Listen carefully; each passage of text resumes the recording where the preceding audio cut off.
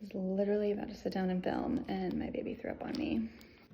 These are the 5 things I do to lower our medical bills. The first thing I do is I never prepay, and I always check with insurance to make sure any bills that we get in the mail are legitimate, and I cross-check them with our EOBs to make sure they're accurate. The second thing I do is I check the fine print, especially with emergency rooms. I've seen where at the very bottom, they will say, if you pay this bill within 14 or 30 days, you only have to pay 50% of the bill. And that's even if you have insurance, they billed insurance and they're telling you what you owe after insurance. Check for the fine print to see if you can pay half of that bill instead of the full amount.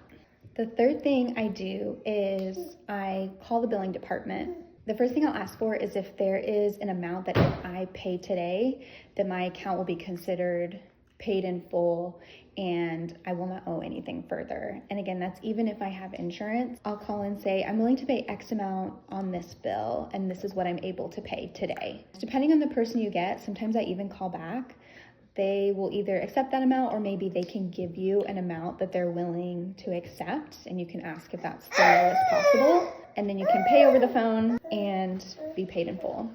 The next thing I do is if I have an HSA or FSA account, I will set up a payment plan. So I can put that card on file instead of my own debit card. As money is paid each month into the HSA and FSA account, then that can be put towards a payment plan on that bill. The last thing that I do that I highly recommend for anyone, whether you have insurance or not, is apply for financial assistance.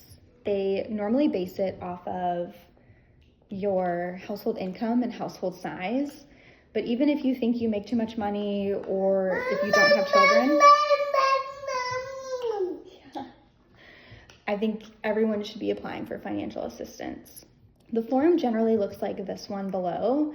And sometimes they haven't even made me fill out the form. They'll just ask me the questions over the phone and give me a discount right there.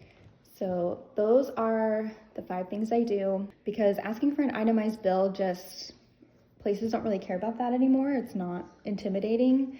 So these are the things that I know have worked for me and my family. Hopefully this is helpful and some of these things work for you.